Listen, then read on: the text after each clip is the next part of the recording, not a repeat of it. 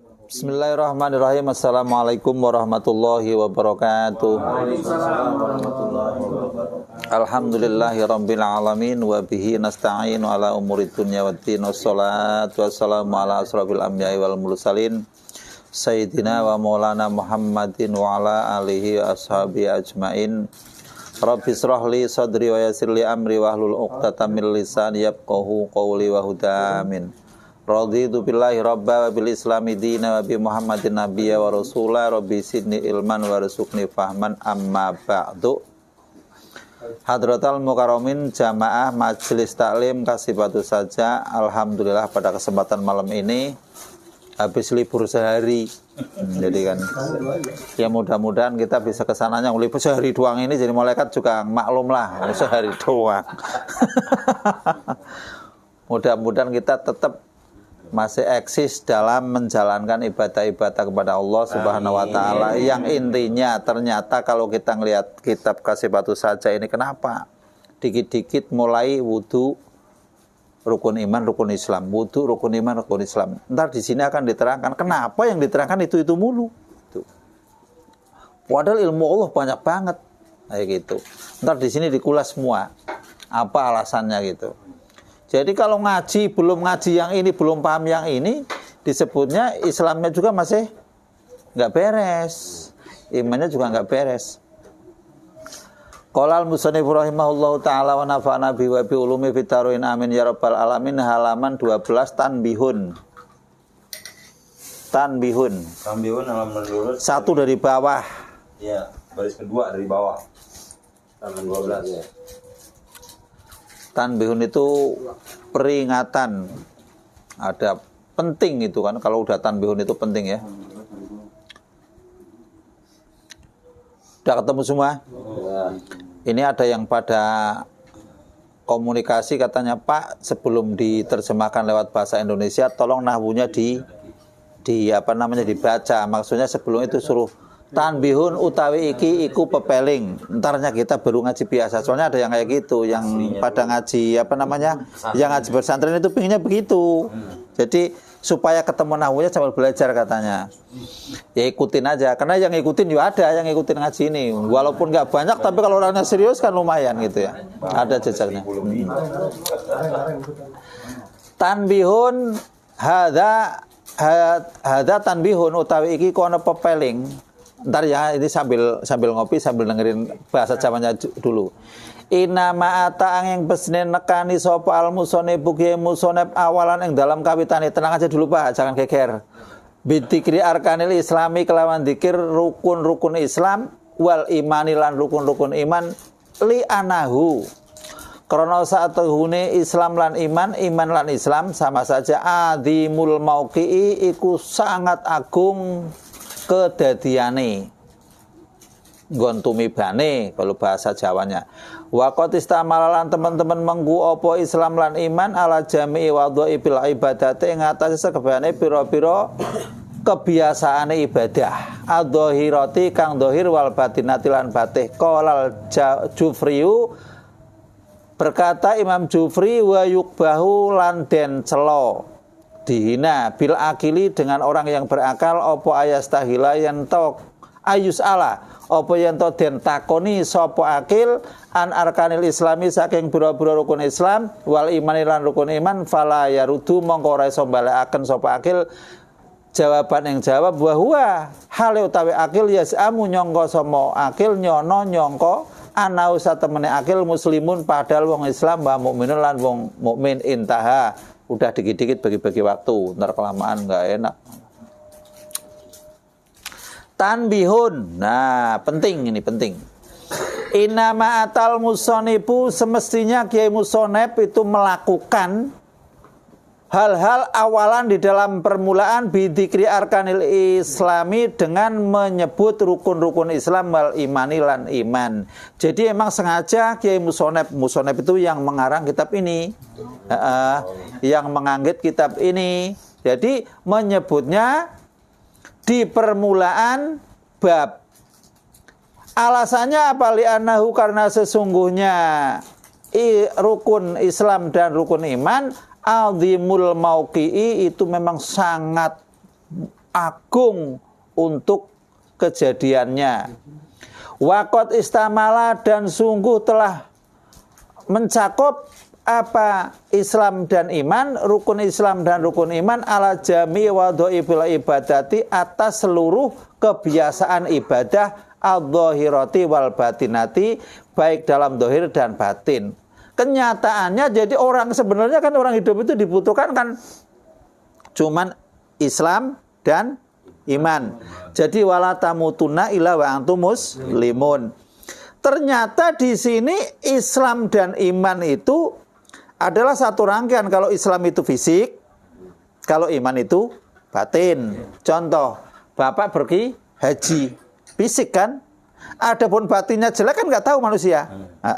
Orang sholat, fisik kan? Adapun batinnya jelek saya kan nggak tahu. Makanya ada orang ngomong saya beriman, jangan ngomong beriman, ngomonglah saya sudah Islam. Kalau iman itu urusan Allah. Rasul aja nggak bisa menyimpulkan bahwa orang itu iman kecuali Rasul sudah dapat informasi. Makanya ada orang ngomong, yang penting kita berdoa. Kalau sudah berdoa kan beres. Loh, berdoa sama usaha beda. Usaha itu fisik, berdoa itu batin. Ibaratnya kan zahir batin. Perkara hasil lain. Jadi jangan kok yang penting kita berdoa, yang penting kita ibadah, nggak bisa begitu. Jadi fisik sendiri, batin sendiri. Makanya Islam ini kalau orang sudah Islam sebenarnya udah aman.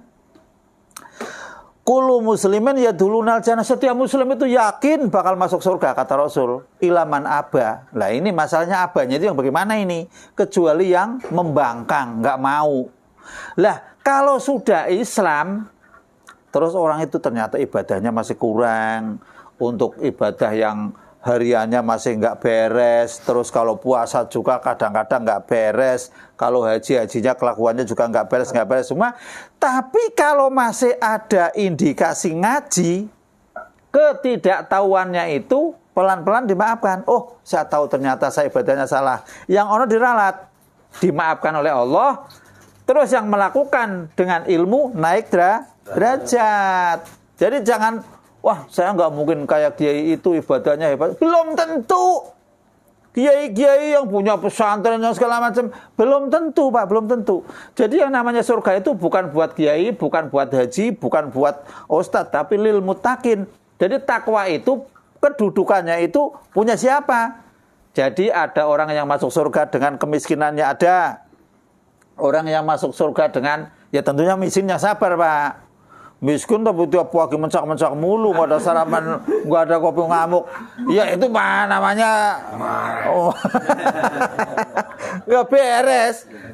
Semua itu yang pahalanya tidak bisa diukur, tidak bisa ditakar sama Allah itu artinya orang yang puasa itu, kenapa orang puasa kok pahalanya kok langsung Allah sendiri yang akan membackupnya, nggak boleh lewat malaikat, karena kesabarannya puasa Pak. Oh sabar saya nggak makan karena Allah, sabar saya nggak minum karena Allah, sabar saya nggak melakukan hal-hal yang biasanya diperbolehkan kok sekarang nunggu maghrib karena Allah. Lah dari itu makanya puasa itu pahalanya di backup langsung oleh Allah, itu sabarnya Pak, sabarnya.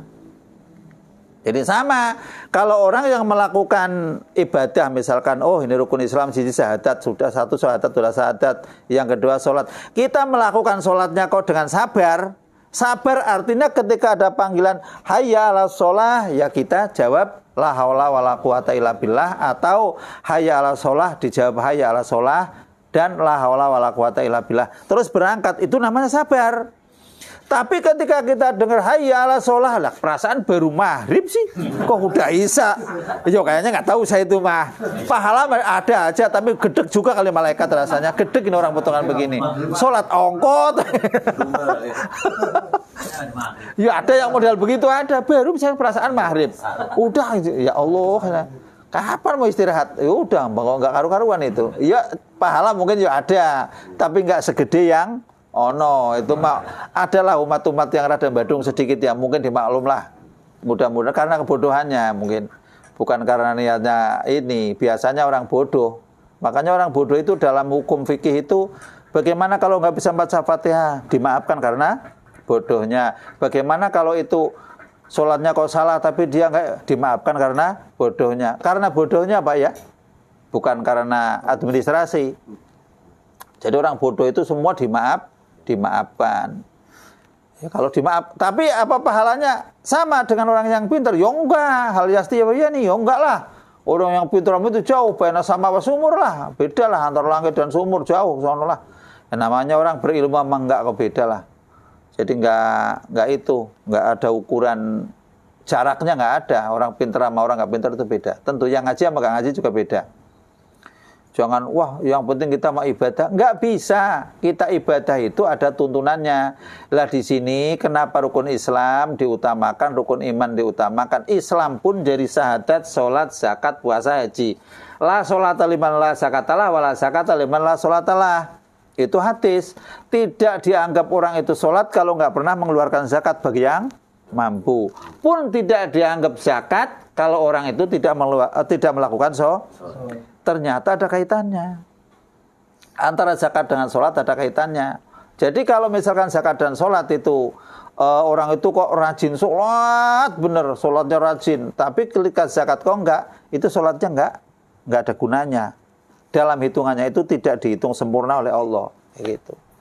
Karena apa? Pakaian yang dipakai, terus makanan yang dimakan itu masih ada hak-hak orang fakir miskin, gitu. Jadi tetap antara sholat dengan zakat itu pasti di dalam Quran itu bergandengan. Wa aqimus sholata wa atus zakat. Pasti itu. Mesti itu. Enggak bakalan sampai jauh baru ketemu. Enggak, mesti itu tuh, mesti. Karena memang antara sholat dengan zakat itu dalam hadisnya begitu.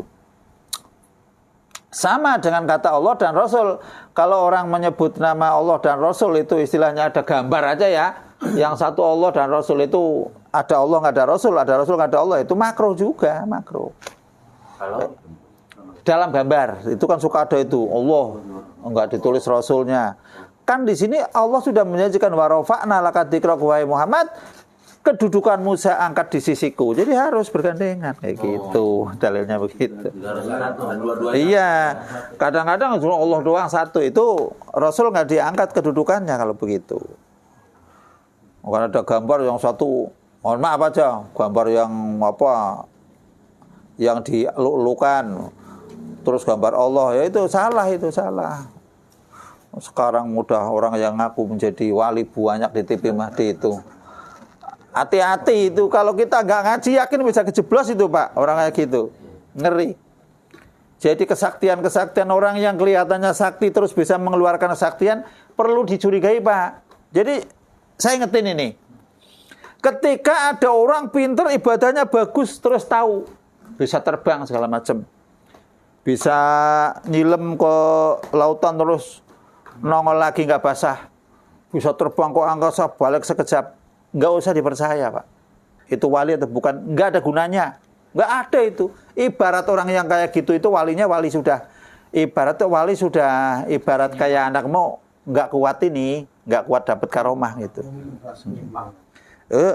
Itu kewaliannya itu sudah batal gitu. Bocor. Gitu. Jadi jangan dipercaya udah. Nggak ada gunanya lah. Terus apa gunanya kalau dia bisa terbang ke sono terus ke sini dapat itu? Buat apa? Manfaatnya. Nggak ada manfaatnya. Bikin istilahnya orang-orang bodoh itu malah jadi sesat. Nggak ada itunya. Itu dalam kitab-kitab yang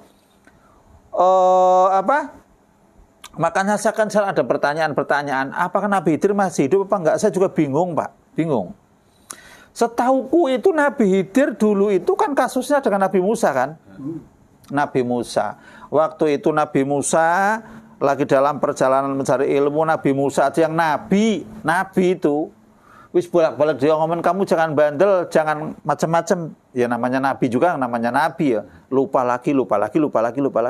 Kalau kamu kok tetap kayak gitu, kamu udah tinggal. Kayak gitu kan? Setelah ditinggal. Setelah itu kan nggak pernah waktu Musa perang dengan Fir'aun segala macam kan nggak pernah nongol kan? Nggak pernah nongol.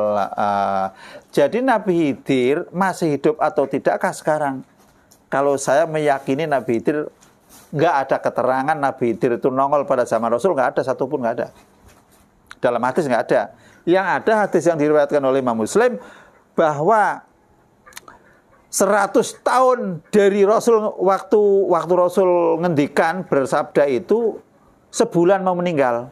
Jadi 100 tahun dari itu yang ke sono tidak ada orang yang hidup sejaman Rasul itu ya maksudnya. Nggak ada yang hidup lagi, sahabat itu udah nggak ada. Kalau memang dia itu kok zaman Rasul kok hidup, zaman Rasul hidup, masuk sahabat kan?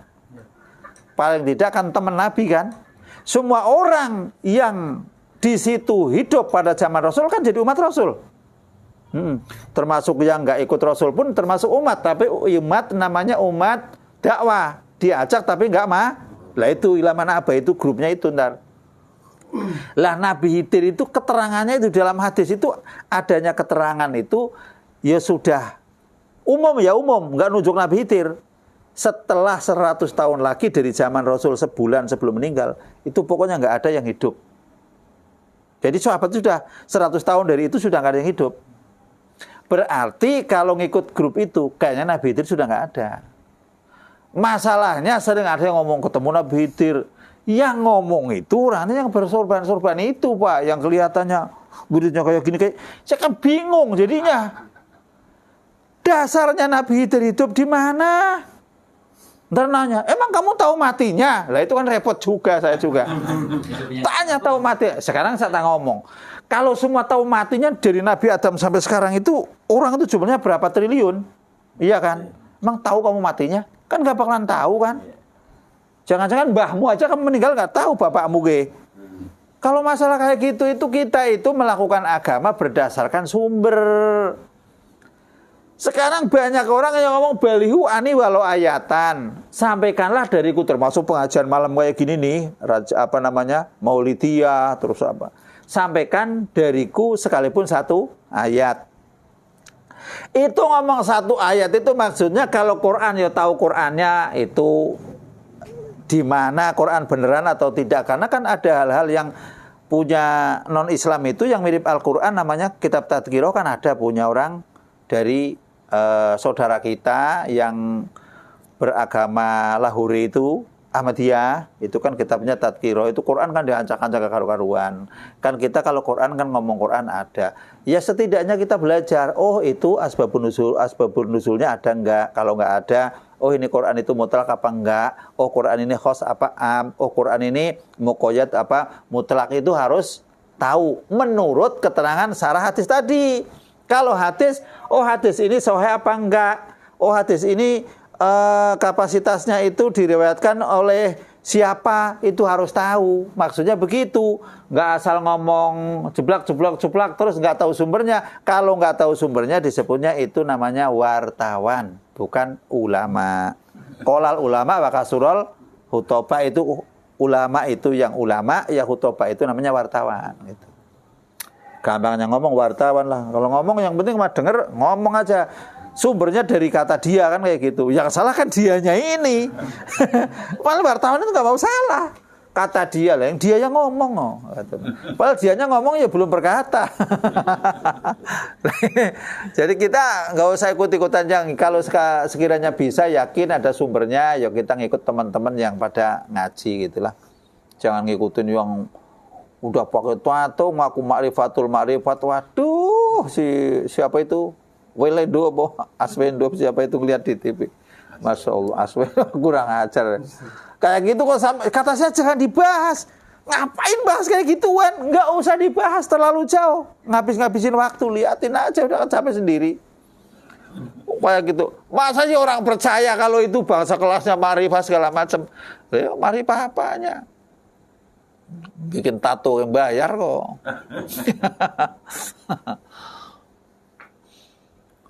Qolal Jufri, jadi kalau Islam itu berarti fisiknya, kalau iman itu sebagai batinnya ya. Jadi nggak sama. Kamu beriman itu adanya di hati. Makanya ada yang ngomong kalau udah Islam berarti udah iman. Kalau udah iman udah Islam. Sampai kapan nggak bakalan ketemu? Yang namanya orang beriman, kadang-kadang ya beriman, saya percaya sama Allah, semua orang nggak percaya sama Allah yang nggak sholat ke, iya kan? Tapi kan nggak sholat. Ada yang saya Islam, apa syahadat? Tapi percaya nggak surga neraka lah, ntar dulu dah, itu kejauhan, buat makan besoknya sulit. Ada aja kayak gitu. Jadi Islam sama iman itu nggak boleh, kalau udah Islam iman, kalau udah iman Islam enggak. Pokoknya ya Islam ya sendiri, karena Islam itu fisik, iman sendiri. Tapi ada bahasanya lebih luas lagi. Nggak usah terlalu rumit lah. Ya gitu. Wa yukbahu, dan dicela bil akili dengan orang yang berakal, ayus ala, jika ditanyakan an arkanil islami, dari rukun-rukun Islam, wal imani, dan rukun-rukun iman, fala yaruddu, maka tidak bisa menjawab jawaban dengan jawaban yang benar. Wa huwa, utawi adapun si akil, yasamu, itu menyangka bahwa anahu, dirinya itu muslimun wa mu'minun, padahal menyangka dirinya itu muslim dan mukmin. Tapi kalau rukun Islam nggak hafal, rukun iman nggak hafal, saya rasa itu bohong. Ya mestinya kalau di sini yo rukun Islam yo, walaupun nggak suruh nyebutin satu-satu, nyangka ya tahu. Oh kalau sholat itu rukun Islam, syahadat rukun Islam, zakat, kadang-kadang zakat sama sholat itu ada yang begini masalahnya, Pak. Kalau orang masuk Islamnya itu, masuk Islamnya mau Ramadan. Ramadan. Atau mau lebaran haji, itu rukun Islamnya beda. Kalau kita kan syahadat, sholat, zakat, puasa, haji. Lah masuk Islamnya itu pas musim haji, orangnya mampu. Syahadat, sholat, haji dulu. Belum zakat kan? Makanya kan suka ada dipertentangkan di dalam masalah itu. Ya kita yang ngomong apa? Syahadat, sholat, zakat, puasa, haji. Karena masuk Islamnya itu sore ini, malam ini, besok mau puasa, syahadat, sholat, puasa. Tapi kalau ada orang ngomong kayak gitu, oh berarti dia masuk Islamnya pas mau puasa gitu aja. Oh kok hajinya dulu? Dia masuk Islamnya mau lebaran haji, kayak gitu aja, nggak usah dipertentangkan. Itu hanya informasi, tapi yang umum ya begitu ya. Kalau kita ngaji ke sana, ada yang berpendapat bahwa rukun Islam itu syahadat, sholat, haji, karena memang masuknya mau haji nih, pas haji orangnya mampu. Ketika masuknya mau puasa, syahadat, sholat, puasa. Ketika orangnya sudah waktunya masih senggang, syahadat, sholat, zakat, puasa boleh, haji boleh. Karena ketemunya mau haji, masih ada waktu. Jadi itu nggak usah dibahas, yang penting lima-limanya ketemu gitu aja. Tapi yang umumnya begini, syahadat, sholat, zakat, puasa, haji itu umumnya. Karena kita lahir di Indonesia itu kan kebanyakan bukan Islam dari hasil dakwahnya orang lain, udah keturunan, ya kan? Sudah warisan dari orang tua. Karena warisan itu disepele, merasa dapat warisan. Kalau orang yang masuk Islam dari istilahnya perjuangan untuk masuk Islam itu sulit, karena ditahan sama keluarganya, ditahan sama saudara-saudaranya. Itu masuk Islam itu kan sungguh-sungguh. Wah, mu'alaf. Mu'alaf sekarang itu kadang-kadang, ya kalau mu'alaf ya kan kadang-kadang kasihan yang hidup di kota itu, nggak ketemu sama orang-orang yang baik, kadang-kadang malah dikerjain sama yang nggak bener lah. Intaha kaul, selesai kaul Imam Jufri. Wahwa adapun yukbahu ilah, dicela, mahudun min hadisi Sayyidina Jibril alaihi salam, itu diambil dari keterangan hadis Sayyidina Jibril alaihi salam, kama fil arba'ina, seperti keterangan yang diambil dalam kitab Arba'in lin Nawawi. Kitabnya Arba'in Nawawi itu kayak gini nih. Jadi kalau ada kitab dari Arba'in Nawawi, ya kitabnya kayak gini, kecil kayak gini. Karena memang salah satu hadis yang menerangkan barang siapa yang menjaga 40 hadis, itu jaminannya surga juga. 40 hadis. Makanya kebanyakan ulama-ulama menciptakan yang 40 hadis kayak gitu. Arba'in Nawawi. Untuk ngapalin 40 hadis juga ya sulit. Ngapalin, emang susah manusia itu, benar-benar sulit semua. Ya gampang aja katanya, gampangnya apa? Yang ikut aja gitu. Kalau memang ada kiranya masuk surga itu gendong-gendongan mah ya saya megang orang gendong orang. Ya ada berita-berita kayak gitu kan nggak kuat, jadi bisa disafaati. Anda teman-teman kayak gini misalkan teman baik ngeliatin saudaranya di sana kok nggak baik, misalkan ada kesalahan segala macam, itu bisa, insya Allah bisa, dengan kebaikannya bisa. Makanya orang kalau ada orang yang soleh segala macam, kalau sudah kenal jangan diputus, jangan diputus. Kalau udah putus, sayang benar, takutnya dia yang surganya duluan barangkali bisa memberi pertolongan gitu. Setidaknya kan dengar suaranya, ceritanya, kenal itu kan, waduh teman saya ini kan. Mending ada yang itu ngingetin di sananya. Qala berkata Imam Nawawi rahimahullah, mudah-mudahan merahmati pada Imam Nawawi Allah siapa Allah Ta'ala maha tinggi Allah. Tadi Imam Nawawi tadi hadisnya an Umar dari Sayyidina Umar radhiyallahu ta'ala anhu, mudah-mudahan Allah meridhai pada Umar. Qala berkata siapa Umar, bainama di suatu waktu nahnu kami berarti banyak ini sahabat, julusun itu pada duduk nih, duduk inda Rasulillah sallallahu alaihi wasallam, biasa nongkrong. Ya, sahabat-sahabat itu kalau lagi itu ya nongkrong di Rasul itu kan. Jadi zaman dulu itu semua sahabat itu yang diprihatinkan itu akhirat, Pak. Ada tetangganya kaya, dia itu segala sesuatunya banyak segala macam. Itu juga ngiri. Lapor ke Rasul, ya Rasul, tetangga saya itu orangnya hebat-hebat kaya kayak gitu. Saya sholat, dia sholat. Saya bangun malam, dia bangun malam. Giliran dia ngamal, saya nggak bisa ngamal. Kan sedih. Yaudah kalau begitu, kamu tak kasih wiridan. Siapapun orangnya itu tidak bisa menandingimu. Baik orang yang terdahulu atau orang yang akan datang. Dikasih wiridan itu subhanallah walhamdulillah wala ilaha illallah akbar itu 33 terus 33 plus 1 ya. Jadi jumlahnya 100. Wah, girangnya luar biasa udah.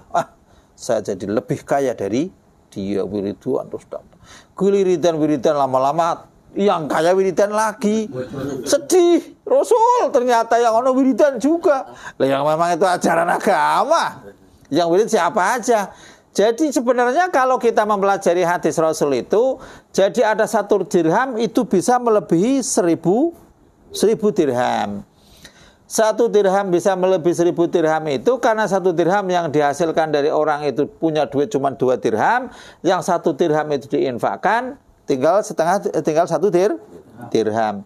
Lah yang amal 100 dirham atau 1000 dirham itu punyanya itu beribu-ribu dirham. Jadi pahalanya tetap gede yang ono, Pak. Jadi nggak usah khawatir.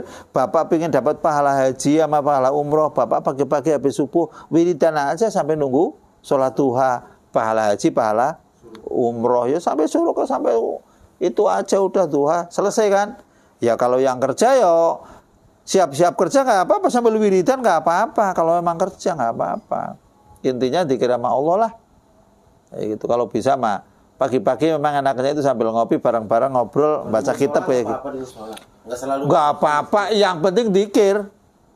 Iya, nggak penting zikir. Memang kalau masjid itu kenapa masjid? Karena masjid itu ada nilai dari iktikaf. Saya nggak pernah itu. Paling di sini baca kitab sampai itu. Kalau ngopi sambil zikir bisa? Ngopi sampai zikir, yo bisa. Kenapa nggak? Wong makan bismillah ya makan dengan zikir, ngopi, zikir, bisa semua. Boleh, nggak apa-apa orang zikir boleh, semua itu boleh. Aktivitas, nggak usah dipikir rumit sih Pak, agama dipermudah aja. Yang ngobrolnya yang ngobrol agamis lah. Kalau di masjid jangan ngobrol gimana bisnis, janganlah gitu ya. Atau transaksi jangan, itu udah diituin. Yang penting itu barang-barang yang sekiranya itu bisa bikin semangat yo. Namanya ngaji sambil ngopi boleh kan? Iya. Yang kan nggak ada syarat-syarat wayab tululan batal apa al aklu makan bi. Kan nggak ada batal makan sebab lagi ngaji, nggak ada Pak. Kalau sholat iya. Puasa aja yang makan sampai sepiring enggak batal karena lupa. Atau orang bodoh baru masuk Islam, kan yang penting kan ikut sahur, siangnya nggak tahu karena belum ada informasi ngaji, makan aja waktu udah kenyang, keluar ke temennya, kamu dari mana? Habis makan, kan kamu puasa, kan kemarin yang penting kan sahur sampai bukannya ono kan saya makan, sahur kan udah, ini kan makan belum buka, sah karena bodoh. Aduh, masya Allah, beres amat. Jadi agama itu nggak rumit Pak, enggak. Yang rumit orangnya, rumit. Jadi nggak usah rumit, biasa aja. Boleh makan, boleh. Boleh makan. Lah waktu itu sahabat dari grup sahabat Umar dan teman-temannya sahabat lain, zata yaumin di suatu hari ketika itu tola'a kelihatan alaina atas kami kata si Sayyidina Umar. Tapi ini yang meriwayatkan Umarnya, dari yang lain diam ya. Rajulun, siapa laki-laki saat itu bayat disiapi, pakaiannya itu benar-benar putih gilap. Saat itu sawadi sya'ri, rambutnya hitam legam. Wah, ini ada laki-laki tahu-tahu datang peconol aja, artinya nggak kelihatan jalannya, tahu-tahu tongol di situ. Tolak itu dumadaan kalau bahasa Jawanya, tiba-tiba gitu, langsung.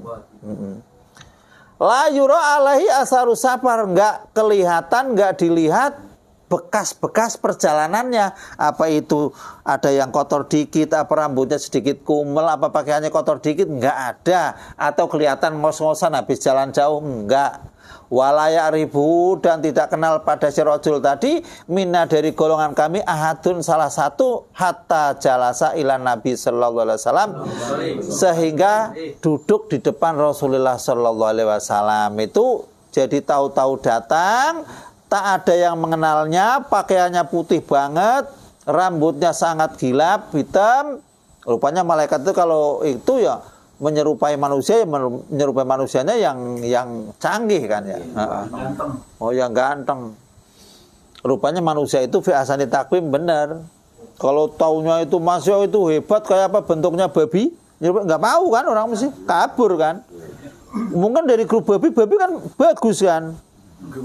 Ya iyalah, grupnya babi itu bagus. Grupnya anjing itu ya bagus. Tapi manusia itu kalau diserupakan dengan hewan lain kan mesti nggak mau kan, mesti manusia itu sendiri. Lah ketika itu duduk di depan Nabi sallallahu alaihi wasallam, fa asnada rukbataihi ila rukbataihi, lututnya ini ditempelkan, disandarkan ke lututnya Rasul. Wa wadu'a kafaihi, tangan duanya itu ala fahidaihi, atas pahanya Rasul. Sok kenal. Wakola, dan berkata siapa rajul, ini masih rajul, ini belum malaikat, belum, masih rajul. Ya Muhammadu, hai Muhammad, birni anil Islam. Wah, ini Islam juga apa yang ditanyakan Pak. Datang dari langit turun ke bumi menanyakan tentang Islam. Faqala Rasulullah sallallahu alaihi wasallam, al-Islamu antashhada alla ilaha illallah wa ana Muhammadar Rasulullah. Yang namanya Islam itu bahwasanya kau bersaksi bahwa tidak ada Tuhan selain Allah dan sesungguhnya Muhammad utusan Allah. Wa tuqimas sholata, dan kau melakukan salat, wa tu'tiyaz zakata, dan kau melakukan atau menunaikan zakat, wa tasuma ramadana, dan kau melakukan puasa bulan Ramadan, wa tahujjal baita, dan kau melakukan haji ke Baitullah. Di sini ada embel-embel ini statokta, kalau memang kau mampu ilahi ke Baitullah sabilan, apanya jalannya. Jadi kalau memang kau mampu, jadi kalau sholat itu enggak ini statokta, enggak. Sholatmu, kalau kamu mampu sholat ya sholat, kalau enggak ya enggak sholat. Saya pasti yakin enggak sholat Pak, enggak sholat. Untungnya Isra Mi'raj yang kemarin diceritakan 5 kali, sekono langsung datang lagi ya beredel enggak sholat. Umat Muhammad udah enggak karu-karuan, udah parah banget, enggak ada masjid. Ya enggak ada masjid, 5 waktu aja masih kosong kok, iya kan? Kalau udah diambil 5 waktunya enggak ada masjid udah. Untungnya Nabi Musa itu rewel Nabi Musa. Makanya Nabi Musa musuhnya berat. Rewel sih. Masya Allah alaihi salam. Nabi yang paling ceritanya di Quran mendominasi Nabi Musa. Nabi lain siapa sih? Pernah Nabi Yunus begitu doang, Nabi Shu'aib begitu doang. Nabi Musa hampir tiap Quran itu cerita Nabi Musa. Hampir Al-Baqarah itu Nabi Musa semua itu. Masya Allah. Berantem sama kaumnya ganti ini. Kaumnya begini, berantem lagi. Masya Allah, Nabi Musa. Paling hampir Quran orang itu diturunkan Nabi Musa, miripnya ke situ. Lah setelah diceritakan oleh Rasul, kalau kamu memang mau menyatakan Islam, ya kamu harus syahadat. Terus lakukan sholat, zakat, puasa, haji, kalau memang itu mampu. Qala, jawab siapa Rasul, sodakta. Lah ini Umar gimana ngelihat ini? Fata ajabna, maka kami itu sangat heran lahu pada si Rasul yas'aluhu wa yusadiquhu. Tanya ongko, benerin ongko, kata si Umar. Ini orang itu macam apa? Nanya ongko, ngomong bener ongko. Kola jawab. Si Umar udah ini pikirannya itu nggak beres ya. Ini nanya ongko, ngomong bener oh. Gimana ini orang? Umar itu udah nggak kepenak pikirannya. Dibikin humornya begitu. Humornya begitu. Nanya ongko, benerin ongko. Mestinya kan kalau nanya kan apa enggak gitu kan ya. Ini mau bener. Ya kan berarti mencurigakan. Qala, si Rasul berkata lagi, fa'abirni anil iman. Ya Muhammad, ceritakanlah padaku tentang iman. Qala, jawab sapa Nabi, antumina billahi wa malaikatihi wa kutubihi wa rusulihi wal yaumil akhiri wa tu'mina bil qadari khairihi wa syarrihi. Kata Nabi, antumina bahwasanya kau iman, percaya, yakin. Yakin di sini hati, Pak. Kalau iman hati, Pak ya. Billahi, pada Allah. Setelah Allah baru wa malaikatihi dan malaikat-malaikat Allah. Kalau malaikat dulu nggak boleh, Pak. Baru malaikat. Yang diciptakan malaikat siapa? Ya Rasulullah dulu dah. Terus wa kutubihi dan kitab. Jadi Allah, malaikat, kitab, baru Rasul. Jadi kalau Allah, malaikat, Rasul. Kitabnya kan belum diciptakan kalau begitu. Makanya di sini udah kalau Quran sudah kayak gitu, ibda bima qala Allah Ta'ala. Mulailah dengan apa yang difirmankan oleh Allah. Jadi kalau Allah itu pertama kepada Allah, malaikat ya ikutin, nggak usah diselang-seling karena sudah urutannya Allah memberi mandat pada malaikat dengan membawa kitab sampaikan ke Nabi, itu kan urut. Lah isinya setelah Nabi wal yaumil akhiri, di dalam kitab ada yang namanya tulisan yaumil akhir. Wa tu'mina bil qadari, dan di situ ada datanya iman dengan takdir. Khairihi wa syarrihi, bagus-bagusnya takdir dan jelek-jeleknya takdir itu ada di kitab. Jadi urutan, Pak. Sebenarnya kalau orang yang paham ngaji ngaji ilmu-ilmu yang ke atas setelah ilmu balaghah itu kayak gini tuh memang bahasanya indah, enak, pas bener kayak gitu. Jadi kalau diingat itu jelas. Makanya kalau orang yang hafal Quran kok tahu ilmu-ilmu yang nahwu balaghah, biasanya ngunci. Kalau yang enggak itu ditanya inama ya sallallahu min ibadil ulama ya sallallahu ya sallahi ibadil ulama bingung, Pak. Bingung karena memang itu kaitannya dengan ilmu nahwu. Mestinya innama yasallaha min ibadihil ulama'u, kayak gitu. Setelah bertanya tentang iman pada Allah dan selesai sudah sampai ke khairihi wa syarrihi atau qala, jawab siapa Rasul sodakta. Jawabnya betul. Nah ini Umar nambah nggak beres ini, gregetan we Umar ini. Fa'abirni anil ihsan, lah ini. Fa'abirni ya Muhammad, fa'abirni maka ceritakanlah padaku, beritahukan padaku anil ihsani, dari ihsan. Ini Bapak ini nih, ntar kapasitasnya di mana ini? Qala, jawab sahabat Nabi, anta budallaha, bahwasanya kamu ibadah pada Allah ka'annaka tarahu, sebagaimana engkau melihat Allah. Fa ilam takun, maka jika kau tidak tarahu melihat pada Allah, fa innahu yaraka, jika kamu tidak bisa melihat Allah, maka kamu yang dilihat oleh Allah. Lah, yang ini ibadah yang ini itu maknanya ntar di bawah, Pak. Maknanya ada berapa tingkatan ya? Pasti tingkatan kita ada, cuma tingkatannya yang nomor berapa ntar ada di bawah. Karena saya udah baca kitabnya, ntar dijelasin di bawah. Qala jawab siapa? Jibril. Jibril aslinya ini, tapi masih rojul nih. Fa'ahbirni anisa'ah. Wah, ini pertanyaannya baru ini. Melangkah ke hal-hal yang bukan wilayahnya. Fa'abirni, maka ceritakanlah padaku anisaati dari tentang kiamat. Lah ini tentang kiamat ini. Lah ini kalau pahamnya orang, kalau yang tanya tentang kiamat itu jawabnya Rasul bagaimana ini? Rasul ditanya kayak gitu, jawabnya gimana? Qala, jawab siapa Rasul? Mal mas'ulu anha bi'alama minas sa'il. Mal mas'ulu, tidak ada orang yang ditanya anha dari kiamat itu bi'alama lebih ngerti minasail dibanding orang yang tanya. Lah kalau ini yo antara yang menanyakan dan yang ditanyakan, antara yang tanya dengan yang nanya, kayaknya dua-duanya nggak bisa semua ini, ya gitu. Pahamnya kan kalau di sini tidaklah orang yang ditanya lebih tahu daripada yang nanya, bukan berarti yang nanya tahu. Malaikat nggak tahu juga kiamatnya kapan kan? Oh berarti nih, yuk kita sama-sama nggak tahu karena rupanya malaikat ini sudah bocor ini kan ke Nabi. Nabi udah tahu, wah ini Jibril potongan ini kalau kayak gini terus-terusan nih Jibril. Lama Rasul sudah lah yang tanya sama yang ditanya itu kayaknya sama-sama nggak tahu gitu aja. Tapi di sini kan biar lama kan lebih tahu itu kan. Enggak, dua-duanya itu nggak tahu. Malaikat Jibril yang nggak tahu kapan kiamat, Nabi Muhammad juga nggak dikasih tahu kapan kiamat. Qala, jawab siapa Rasul? Kalau begitu fa'abirni an amarotiha.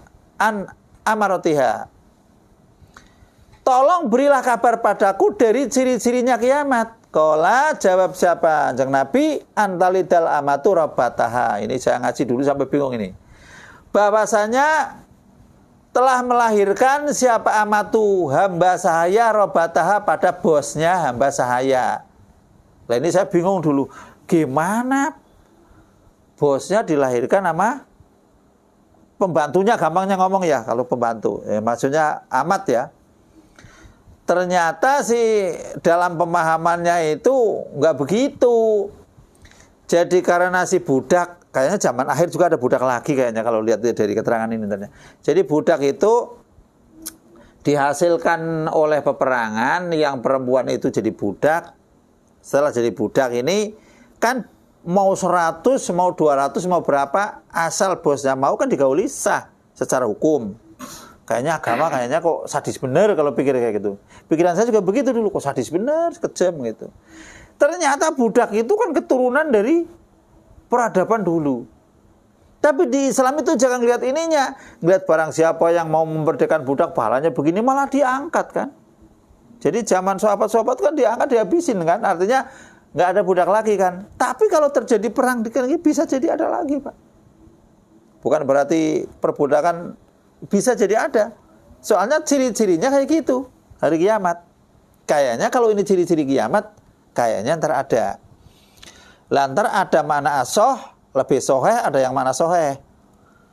Ntar bisa dijelaskan. Sebab kalau dalam fikih itu, kalau kaul adhar itu yang lebih jelas, maka mukobilnya itu masih bisa dipakai. Mukobil itu istilahnya lawannya.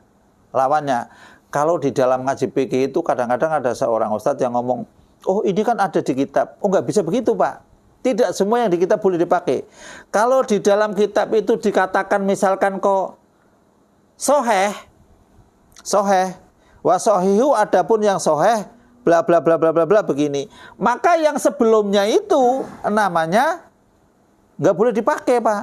Pembandingnya nggak boleh pakai, nggak boleh. Atau misalkan ada yang mengatakan asoh, kalau asoh masih boleh, lebih soheh, berarti yang lain itu pembandingnya masih bisa dipakai. Jadi nggak semua yang di kitab itu bisa dipakai Pak. Makanya ada muktamad, kan? Muktamad, asoh, terus murojah, arjah, itu nggak semua dipakai itu Pak. Jadi kalau ngaji kitab nggak tahu nggak tahu rambu-rambunya, itu berbahaya.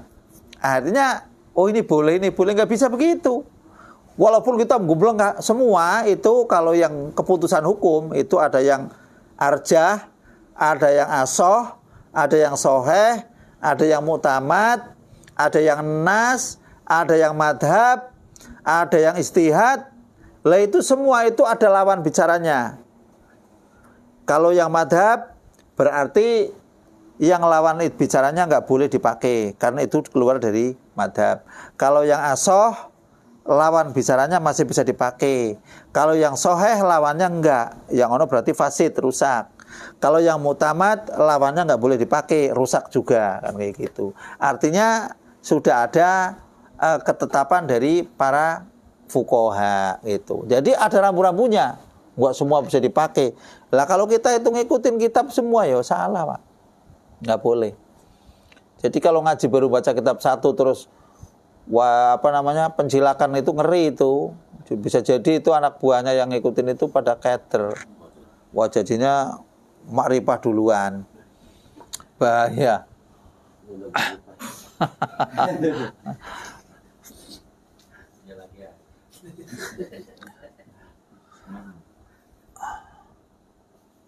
Wa antara, dan bahwasanya kamu melihat al-hufata, hufah itu orang yang nggak pakai sendal, al-urota itu nggak pakai pakaian sama sekali. Kalau artinya uruh hasilnya begitu, bakal kelihatan. Artinya ya mungkin pakai pakaian tapi selembar ini. Banyak kan orang yang nggak pakai pakaian itu, yang macam kayak orang pinggiran-pinggiran, yang penggembala itu kan ada itu. Pokoknya asalnya antol aja sedikit itu udah cukup kan. Badannya itu sakti, nyamuk nggak tempan, masuk angin yuk kayaknya udah angin udah males saya lewat dia mau udah. Pokoknya kuat bener. Mau tidur di kecomberan yuk sehat baik, makan pakai sehat aja, masya Allah itu, masya Allah.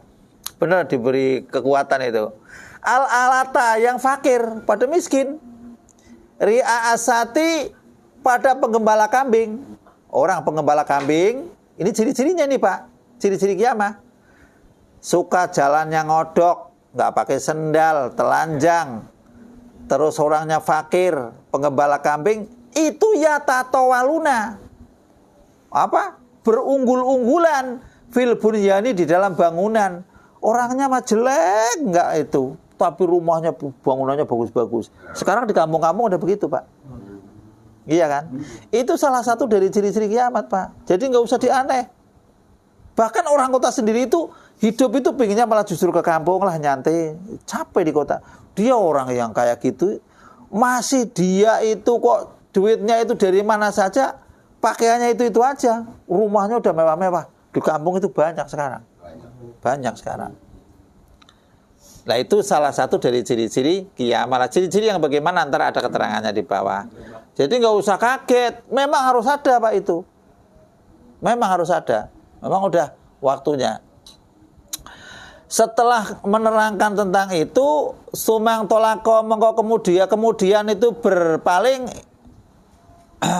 fala bisa, maka diam siapa Rasul malian itu beberapa saat. Sumakola, setelah itu si Rasul itu pergi, Rasul diam.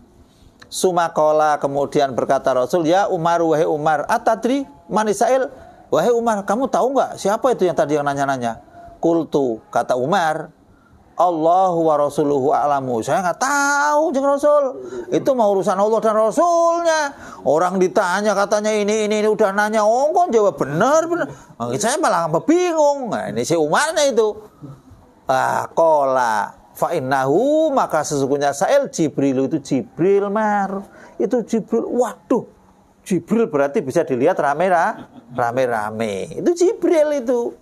Jadi rupanya Nabi Umar, sahabat Umar juga melihat Jibril ketika waktu itu belajar tentang Islam dan iman. Atakum, telah datang siapa Jibril pada kalian semua, yu'allimukum, itu mengajari. Maksudnya Jibril itu bukan mengajari Rasul. Nah, nanya ke Rasul, Rasulnya udah tahu, Rasul yang punya mandat.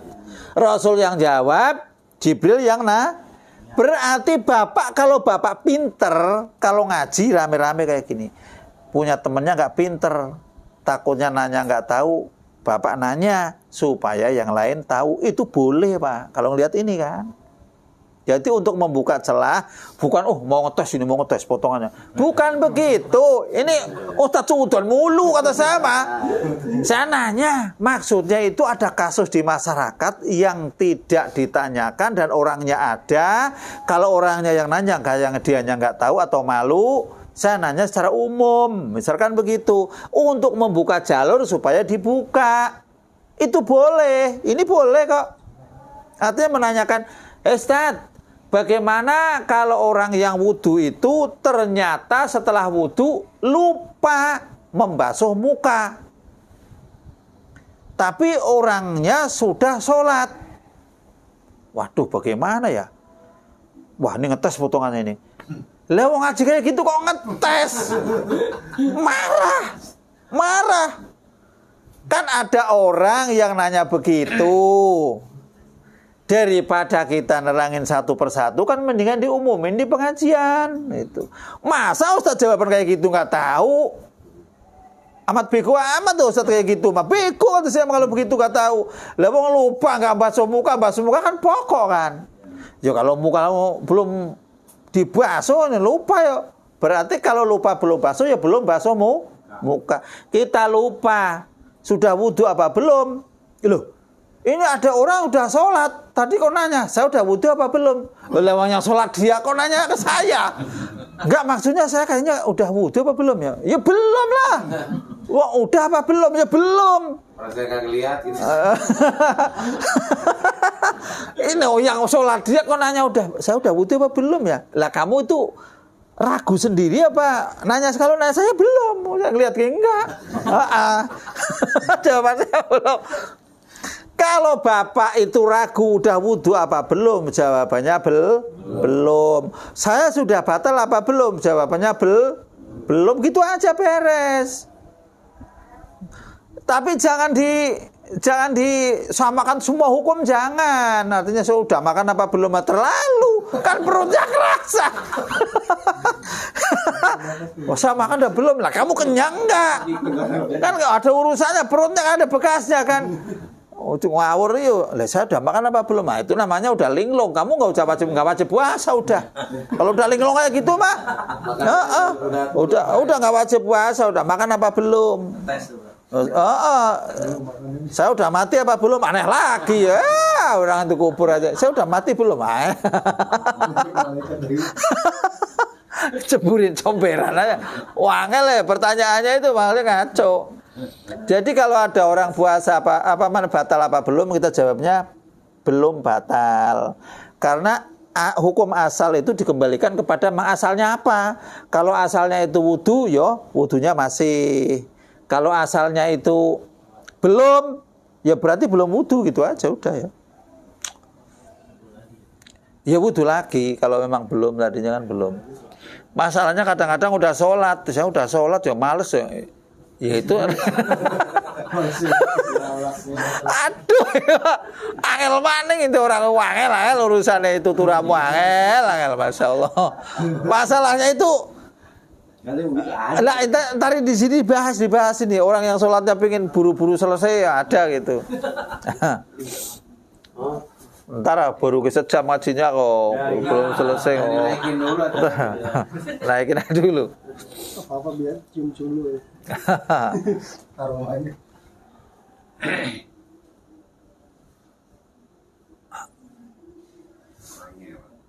Rawahu ini hadis ini diceritakan oleh Imam Muslim lah. Benarkah kalau ngaji begini nih Pak? Sebenarnya dalam kitab itu kalau rawahu Muslim, Bapak dicek di Muslim ada nggak? Kadang-kadang kalau kitab sudah populer kayak gini yakin adanya dan saya cek ada. Kalau kitab yang nggak biasa ditemukan atau tulisan-tulisan oleh kadang-kadang kan santri sekarang suka nulis kitab gitu, katanya ngarang, bukan ngarang kata saya, nukil itu ngambil di sono dipindah gitu. Enggak usah sok-sokan ngarang. Ngarang itu barangnya belum ada, menciptakan baru namanya ngarang. Desainer ya. Ini bikin leher di pantat itu namanya ngarang. Berarti orang kejeblos. Ini bang kitab di sono dicokil dipindah ke sini ngomongnya ngarang. Dia tukang ngarang itu kata saya mah. Tukang ngarang itu bukan. Saya mah sampai lo ngomong ngarang dari mana? Ini kan Rasul sudah membawakan ini.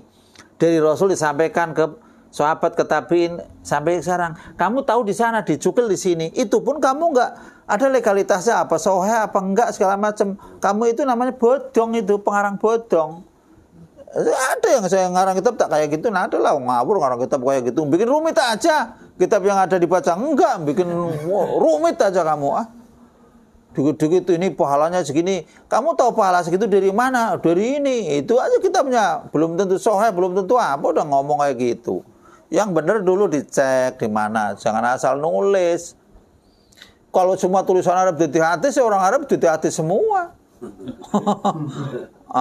Anal hoid. Qala Rasulullah sallallahu alaihi wasallam, saya lagi berak. Oh, di mana? Oh, hadis. Ya enggak begitulah. Asal kola hadis. Payah. Itu kalau ada hadis itu rekomendasinya harus diteliti. Takutnya kadang-kadang imam besar sekalipun waktu menukil di dalam keterangan madhab lain itu ya ada yang keliru, ada. Dan itu pun tidak disalahkan karena memang kelirunya nggak sengaja, nggak diulang-ulang, nggak banyak. Ya, makanya kita teliti. Wa qauluhu hadapan ucapan Sayyidina Umar wa doa kafaihi ala fahitaihi, lafat wa doa kafaihi ala fahitaihi, wa doa rajulu kafaihi ala fahitaihi. Maksudnya si rajul tadi, si Jibril tadi meletakkan dua telapak tangannya ke pahanya Rasul. Artinya itu supaya apa? Karena ini wahyu, supaya Rasul itu enggak merasa gelagapan. Kadang-kadang berat terima wahyu kok. Sampai keringat dingin, sampai panas, enggak karu-karuan, berat. Wafala dan melakukan siapa Jibril tadi, dalika akan begitu kata-kata wat'u, meletakkan tangan ke paha, lil tiknasi, untuk supaya nyaman. Tenang. Bi'tibari ma bainahuma minal unsi fil asli hinayatihil biwahyi. Karena memang Jibril membawa wahyu supaya Rasul itu tenang. Berat, wahyu itu berat, Pak. Berat kadang-kadang datangnya wahyu itu kayak keroncongan itu segala macam, Rasul dengarnya sampai menggigil itu macam-macam. Berat karena itu kalamullah diterima oleh itu. Kalau ini masih asli kayak manusia, coba kalau lihat ayat itu, ketika diturunkan di gunung, dibaca di gunung, wa idza quri'al Qur'anu, itu kan kalau manusia itu yang asli, itu yang masih orisinil imannya itu, fastami'u lahu ansitu, itu selalu berpaling. Kalau dengar kata Allah imannya nambah, itu orang orang mukmin ya. Tapi kalau Quran dibaca gunung, itu kan semua kan menjadi berantakan. Dibaca di mana? Apalagi dibaca di penyakit gitu. Maksudnya kalau yang ahli tabib kan begitu. Makanya ayat ini jika dibacakan pada orang sakit, maksudnya yang obatin juga yang yakin, Pak. Yang obatin yang banyak. Ayat kursi sambil nyandar di tembok. Yo, enggak, inilah. Jadi ayat kursi itu adalah satu ayat yang sangat luar biasa jika dibacakan dibaca di gunung aja, Pak. Gunung itu bisa meledak. Karena hebatnya Quran. Jika dibacakan kepada penyakit itu akan takut. Ayuhadda, wahai kau penyakit. Ya gitu, ditakut-takuti kayak gitu. Isabidnillah, takutlah kamu dengan izin Allah. Kalau memang si dukunnya itu mempelajari ilmu itu ini mah cuman baru resep dibaca, ya biasa aja. Itu kalau mau ada yang model air hujan terus diresep begini. Air hujan itu sudah membawa barokah. Setelah dibacakan hal-hal yang kayak gitu itu, ntar air hujan itu akan mempunyai energi tersendiri yang jika diminum itu penyakit yang dalam itu keluar dengan air itu. Tapi air hujan yang baru turun dari sana pakai tempatnya juga tempat yang baru, belum kena bekas apa-apa belum. Yang baru, asli baru, papan yang baru. Wah, ada resep-resepnya ada itu, Pak. Kalau yang mempelajari yo yakin, tahu kayak gitu. Jadi memang Quran kan buat pengobatan kan bisa kan, fisik non fisik juga. Tapi kalau orang sekarang itu lebih yakin ke kedokteran dan obat merah daripada misalkan kena ini terus pakai Kalau orang dulu kan pakai lak-lakan itu. Fatam tamu alaihim robum bidambi pasawala yahufuk buah seret. Itu ditekan kayak gini, diikat langsung nempel lagi. Orang-orang dulu, orang sekarang mah tolong itu isi ngomongnya juga karena dokter mana yang buka baru darahnya ya paling darah campuran nggak karu-karuan udah geger aja. Padahal ya biasa aja, nggak usah kan ngelihat darah itu. Kacau itu aja udah. Panik. Masya Allah manusia segitunya nantang, nggak mau sholat pingin masuk neraka gitu. Saya masuk neraka nggak apa-apa gitu, nantang. Iya, daftar kapling.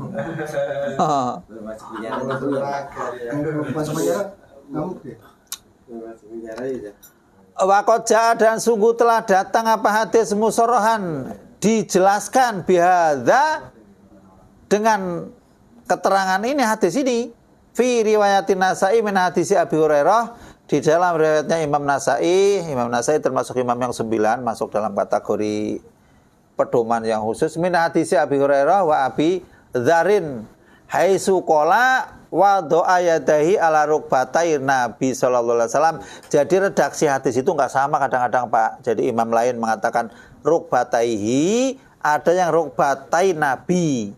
Maknanya sama. Rukbataihi ha itu kembalinya ke Nabi, di sini rukbatai Nabi langsung mudhof ilaihnya ke nabinya langsung. Sama. Ya, lafaz yang ini berarti milik siapa? Milik Nasa'i. Kalau yang atas milik imam lain kayak gitu Pak. Jadi kalau menerangkan hadis begitu. Jadi misalkan hadis satu maknanya yang satu itu sama, yang satu soheh, yang satu doib. Lah hadis satu kok ada yang satu doib, satu soheh? Kan keter. Yang satu malah ditolak, artinya matrukun, ditolak. Hadisnya sama, di sononya kata Rasulullah sama, tapi ini yang ini kok matruk itu ditinggal, jangan didengaran, jangan dengerin. Yang ini katanya mungkar, artinya udah dibuang. Yang ini kok diterima, sama kata-katanya Pak. Isinya sama. Ternyata setelah diteliti itu Rasul, sahabat, tabiin, bajingan, garong, pencoleng, tukang nyopet segala macam ngeluarin hadis. Lah ini walaupun hadisnya sama, itu ditolak Pak. Nggak boleh pakai jalur ini. Nah, yang ini rada-rada penipu, itu tetap ditolak. Hadisnya sama. Lah Bapak yang ngambilnya rawahu Muslim, rawahi Abi Dawud, yang sudah legalitasnya jelas.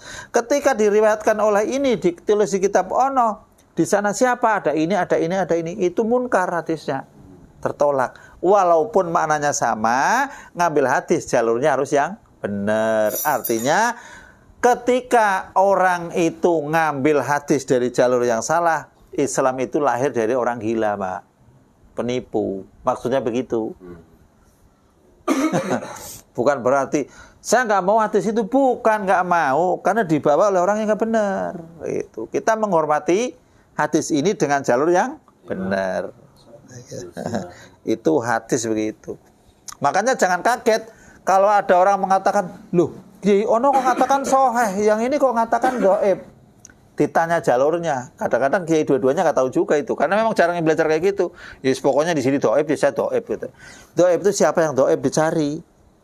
Oh ini ada yang namanya si Nuh bin Maryam. Oh Nuh bin Maryam ini kelakuannya begini. Lah ini doibnya ini. Oh doib ringan. Oh doib parah. Ada doibnya juga, ada sebutannya. Kalau sebutannya sampai dajalun min dajjal, oh ini golongan dajjal ini.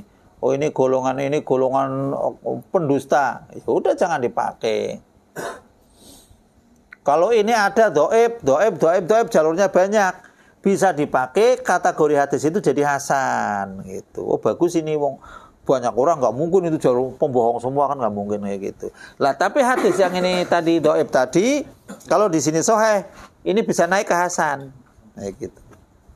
Karena ada hadis yang bagus bisa ditaikkan derajatnya hasan, karena bukan karena ononya, karena di sini diambil lagi nih. Oh dari jalur ono diterima tapi hasan kayak gitu, bisa diterima. Jadi itu ilmu hadis rumit memang. Makanya nggak usah belajar lah. Rumit. Wakil. Rumit sih ya. Rumit banget. Oh, nggak usah, dengerin aja udah. Qauluhu, adapun ucapan Sayyidina Umar, qauluhu adapun ucapan rajul fa'abirni anil ihsan, yakni bihi al-ikhlas. Maksudnya itu yang disebut ihsan itu ikhlas, Pak. Jadi ikhlas di sini terkategorinya ikhlas macam-macam. Wa yajuzu, lah di sini ayyuna bihi ijadatul amal. Wa hada at-tafsir ahassu minal awal. Jadi maksudnya yang dimaksud ikhlas ini bagusi amal, supaya amalnya bagus, sholatnya biar bagus, zakatnya biar bagus, ibadah-ibadahnya lain bagus. Kadang-kadang Pak, ini yang jadi kalau kita ngelihat ibadah itu, kalau ibadah sholat kayaknya sih enggak. Ibadah sholat, ibadah yang bergengsi biasanya. Ibadah bergengsi itu orang bisa sedekah, bergengsi kan, bisa nolong orang, bisa zakat, terus bisa haji. Ibadah-ibadah yang bergengsi itu kadang-kadang, terutama sedekah, udah beres aman, nggak ada yang tahu nih. Tahu-tahu ngobrol sama orang lain, pada ngomong panas hatinya. Itu orang paling baru sedekah segitu aja udah geger. Sayang sedekah segitu, saya mah diam-diam aja. Dia padahal lagi ngomong kan. Itu ngerusak itu Pak. Itu ngeri itu Pak. Bener. Makanya ya Allah, Bapak sering-sering baca yang namanya doa penutup majelis. Subhanakallahumma wa bihamdika la ilaha illa anta astaghfiruka wa atubu ilaik. Sering-sering begitu Pak. Kadang-kadang kita itu nggak sengaja Pak. Udah beres-beres ngamal bagus-bagus. Wah, anak itu ditolong dari sengsara sampai sekolahin jadi pejabat misalkan. Dia itu jadi pejabat itu kalau nggak saya urusin dari dulu lah, jadi kere kayaknya, jadi mulung. Itu kadang-kadang nggak kuat Pak. Karena sononya juga goda kan. Setannya itu sono goda Pak. Iya. Kadang-kadang goda. Ngilang-ngilangin lagi. Ya kesel juga emang kadang-kadang kesel. Tapi ini mancing amal itu hapus Pak. Hapus.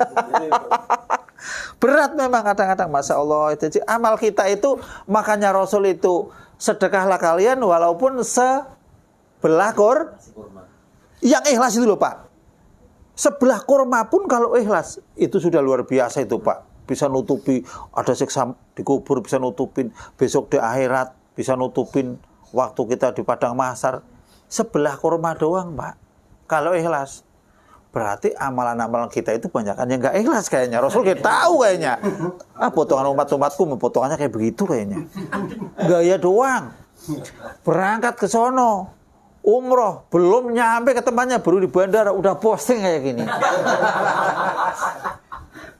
Saya bilang, ya Allah, kalau memang mau umroh, kok di SW, status WA, itu pengen dilihat, tapi pengen ngapain sih? Nggak usah, Pak, nggak usah, bener nggak usah. Itu bikin orang kayak itu. Entarnya itu ada yang mancing. Wah, hebat Bapak bisa umroh ya. Akhirnya hatinya itu megar. Sempakannya kecil, pelorot. Repot Pak, benar. Ibadah kita udah diumpetin kadang-kadang aja. Sum'ah itu pengen didengar orang. Oh, saya biar kata begini-begini ya. Kalau masalah halal kayak gitu saya nggak pernah itu, Mas. Beres semua kalau masalah. Itu yang ngomong di sana maka dia aja ngomong, tapi supaya dengar namanya Itu kadang-kadang orang begitu, Pak. Itu setan kayak gitu. Jadi kita ngomongnya sama dia yang kenal, tapi di sebelahnya itu ada orang supaya dengar, supaya didengar orang lain. Namanya karuan kita itu sudah pamer, namanya riya. Semua itu disebutnya musyrik kecil. Pun dianggap kecil, bukan berarti dosa kecil, Pak. Karena dosa itu begini, kita hidup kepada Allah, kita dibimbing oleh Allah, dikasih rezeki oleh Allah, digerakkan oleh Allah, semua oleh Allah semua. Giliran kita berbuat bukan karena Allah, itu dituntut. Itu dituntut. Aja kenapa lo dikasih rezeki, tak kasih mandat kamu suruh umroh, tak kasih mandat kamu suruh haji, tak kasih mandat kamu suruh sedekah. Kan maksudnya kan dikembalikan ke saya. Ke Allah, karena Allah. Kenapa lo mesti harus pamer ke orang? Emang orang yang ngasih? Emang orang yang ngasih pahala? Besok di akhirat bukan hanya artinya nggak diterima amalnya, tapi dituntut, Pak. Kalau nggak dituntut nggak masalah, kata saya mah. Udahlah, ini amal ini nggak beres, hilang aja. Iya, apkir buang itu. KW misalkan ya, enak dituntut. Orang kiranya rajin supaya orang itu hebat ya. Memang kelakuannya orang kayak gitu ya pengennya main hebat ya. Tapi kan ikhlas kan bisa. Memang ada tuntunannya kan. Memang karena Allah saya melakukan kayak gini memang ada itibaknya ke Rasul. Ya ada, tapi orang mesti orang biar kelihatan bagus kiranya begini. Pengin bagusnya pengin amplopnya nambah parah udah dah. Nambah parah udah. Pengin bagusnya, pengin dielu-elukan oleh orang itu riya. Terus pahalanya ditukar dengan toma, udah ya habis udah. Di akhirat itu apa? Itu yang katanya ahli Quran tapi mendapatkan jatah neraka. Kalau nggak sengaja itu nggak bisa diperbaiki. Kalau nggak sengaja, maksudnya nggak sengaja bagaimana? Itu macam sum'ah, tapi kita nggak sengaja tiba-tiba gitu, sesaat. Habis itu menyesal nggak bisa diperbaiki gitu. Insya Allah kalau orang menyesal itu semua masih ada, hitung-hitungannya masih ada. Cuman, kan tadi itu saya ngomong tadi, namanya doa pelebur majelis. Kalau ngomong sama temen, kayaknya kalau lama-lama ngobrol kelamaan. Ini kalau nggak ngaji ya, ujung-ujungnya tetangganya itu masih kena. Syarat-syarat aja. Pak, teman-teman yang itu kurang baik katanya. Wah kesyarat-syarat Pak. Makanya saya udah pesen, jangan kau ngomongin ada kasus di atas itu kayak nggak ada apa-apanya, kamu nggak ada gunanya ikut komen, apa untungnya, nggak usah ikut mikirin, nambah beban. Buat makan besok aja udah beres. Jadi nggak usah mikirin yang hal-hal kayak gitu. Kalau kamu ngelihat orang yang perbuatannya jahat, ada yang membunuh anaknya, ada yang menisnya, ya Allah, naudzubillah min dzalik, mudah-mudahan orang itu diberi kesadaran. Itu cuma takdirnya Allah dengan cara begitu aja. Saya ingat kita itu sebagai dalang sama wayang gitu aja doang kok. Kalau si dalangnya itu mau si Pitruk ketemu dibanting, ya kebanting. Si Pitruk mau dipoklek. Besok dipantek lagi, dibikinin lagi, ya bikin lagi kayak gitu, tergantung dalang kan. Nggak usah ribet-ribet. Cuman kalau memang adab kita kepada Allah, kalau memang yang baik datangnya dari Allah, yang jelek datangnya dari kita gitu. Itu adab, Pak. Sebetulnya memang dari Allah semua lah. Emang kita bisa bikin jelek apa? Nggak bisa kan? Itu adab. Itu. Makanya di sini khairihi wasarihi minallahi ta'ala kan begitu. Jelek dan baiknya itu dari Allah Ta'ala. Jangan sampai maki-maki kepada orang yang berbuat jahat kepadamu. Bisa enggak? Lah ini tingkatannya ihsan enggak? Nggak kuat. Lah ya masalahnya. Jangankan ya Bapak yang dengerin, yang ngomong aja kagak kuat. Nggak kuat. Iya, yang ngomong kagak kuat. Enggak, saya mau enggak maki-maki, bawain golok. Enggak kuat bawain golok, pusing-pusing. Cuman memang syariat masih ada hitung-hitungannya. Kalau nggak kuat ya kita mau balas, yang balasnya harus seimbang. Misalkan ini orang nyolongnya ayam, udah disiksa tangannya disomplak. Misalkan udah disomplak digebukin, ya ayam satu buat biayain nggak kelar. Ya tekor tentulah. Ini yang mau ngajar ini tekor. Jangan sembarangan Pak, ada hitung-hitungannya. Ayam satu harganya misalkan 50.000, somplak. Maling disomplak-somplakin lah. Ya Allah, fotonya kelak. Motor dibakar rumah. Iya, memang repot sih kalau ngeliatin kayak maling ada anak gemes ya.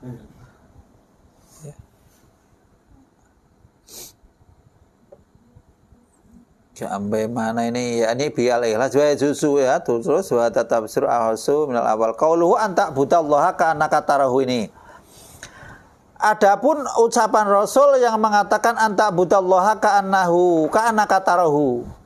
Bahwasanya kalau kamu ibadah kepada Allah seolah-olah kamu melihat Allah. Loh, kalau nggak bisa fa ilam takun tarahu fa innahu yaraka. Kalau kamu tidak bisa melihat Allah seolah-olah apa ya?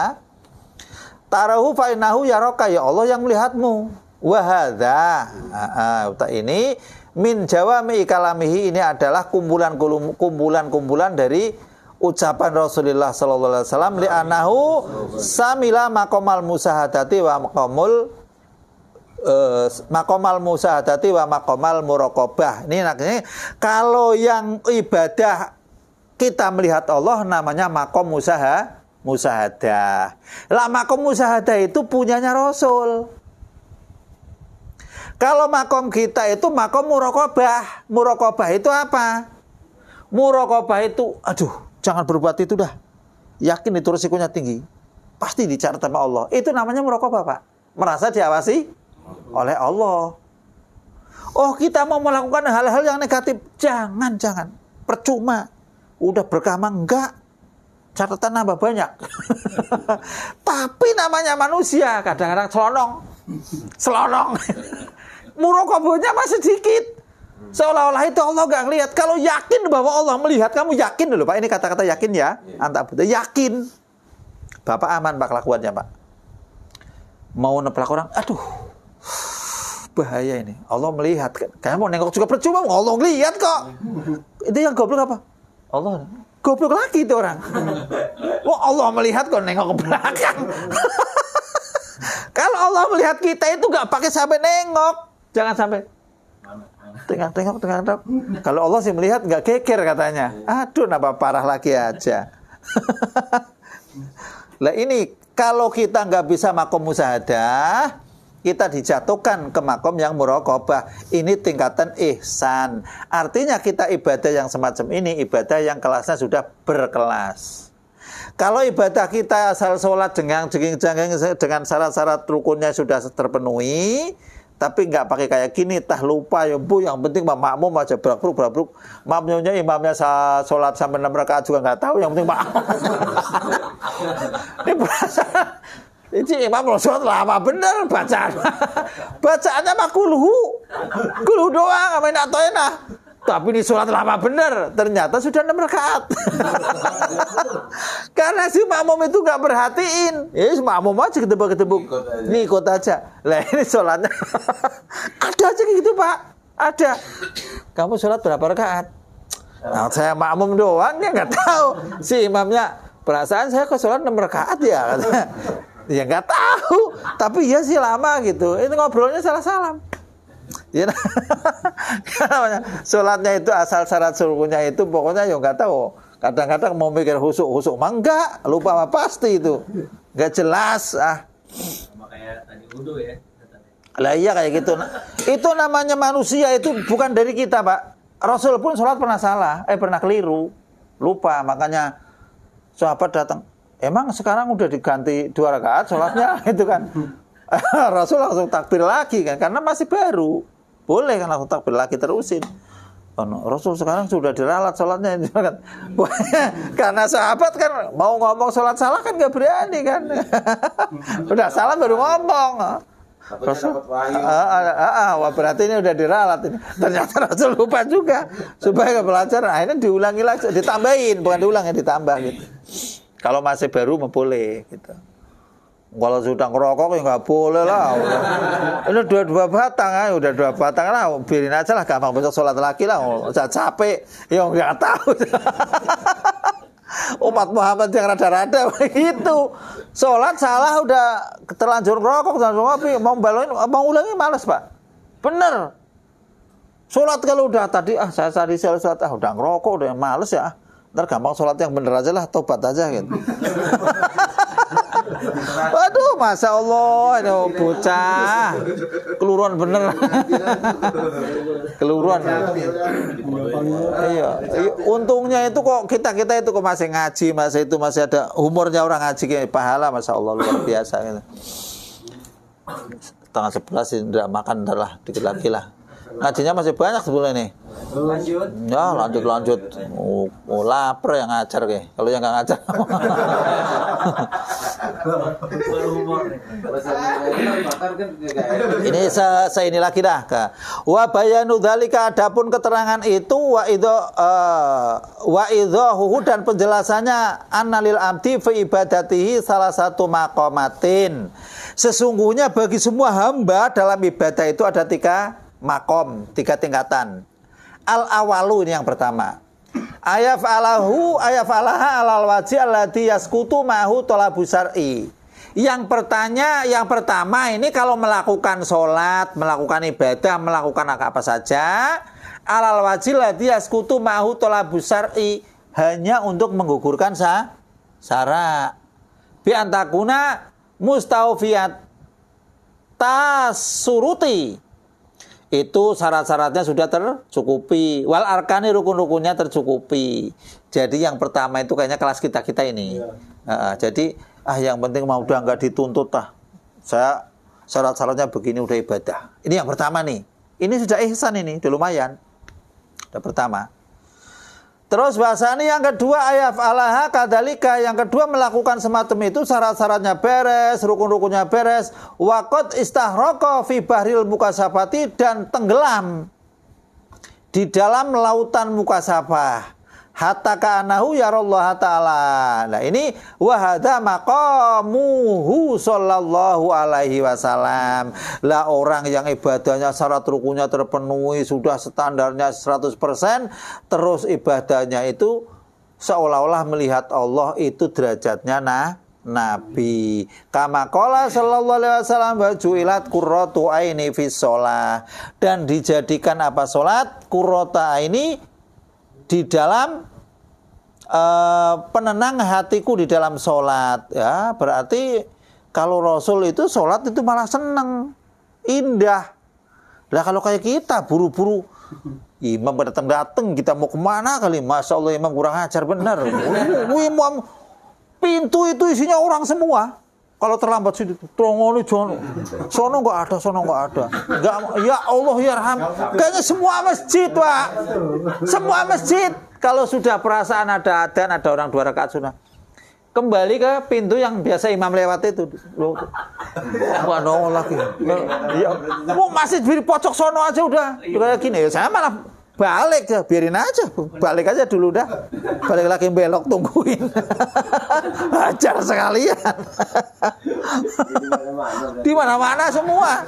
Emang umat Muhammad itu rata kayak gitu kok, rata benar kayak gitu. Ilmu. Ini, aduh, masya Allah.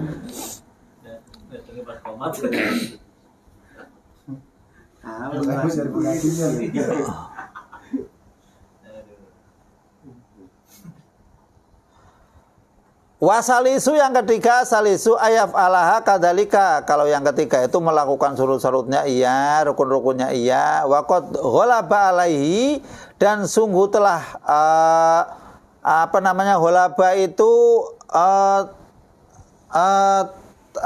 ngelindih, kalau bahasa Jawanya itu ghalaba, kalau bahasanya ngelindih enggak? Tenggelam. Waqad ghalaba alaihi anallaha ta'ala yusahiduhu, tenggelam bahwa orang itu dilihat oleh Allah. Wa hadza, adapun yang ketiga, huwa maqamul muraqabah, itu maqam muraqabah. Mungkin Bapak yang ini masih bisa, artinya kita sholat kayak gini, ya Allah, Allah melihat kita kayak gini, melakukan kayak gini, insya Allah maqam muraqabah. Muraqabah itu kita selalu diawasi oleh Allah. Karena diawasinya oleh Allah terus-terusan, kali malah nggak enak, salah tingkah malah lupa, itu repot lagi. Faqaulu fa ilam takun tarahu nuzulun an maqamil mukasafa ila maqamil muraqabah. Kalau memang kita itu kok tidak bisa melihat Allah, seolah-olah melihat Allah, maka turun nuzul an maqamil mukasafa ila maqamil muraqabah, turun menjadi maqam muraqabah. Kalau mukasafah itu tingkatannya Rasul, tingkatannya Kanjeng Nabi. Kalau muraqabah kita masih bisa, Pak. Artinya kita itu masih bisa, bahwa kita itu mau melakukan, ya kita pasti ada sebagaimana tingkatan. Ada orang yang misalkan mau berbuat jahat, nggak berani kan, ada kan? Kalau saya misalkan saya mau ngambil ini, nggak ada yang lihat manusia ini, tapi yakin itu Allah itu mengawasi kita. Malu hati kita itu malu ini, udah kerentek kayak gitu malu, istighfar. Berarti itu muraqabah, Pak. Masih muraqabah. Nah, itu. Kalau kita sholat itu kok nggak cilak-cilak, kalau sholatnya masih kayak gini, yakin itu nggak muraqabah. Itu sholatnya lenggarangan. Yang suka makan ayam itu apa namanya? Lasut. Itu kalau ada orang culut. Gitu kan? Nah, ada orang itu lenggarangan. Sholatnya lenggarangan sebutnya kayak gitu. Cilak-cilak.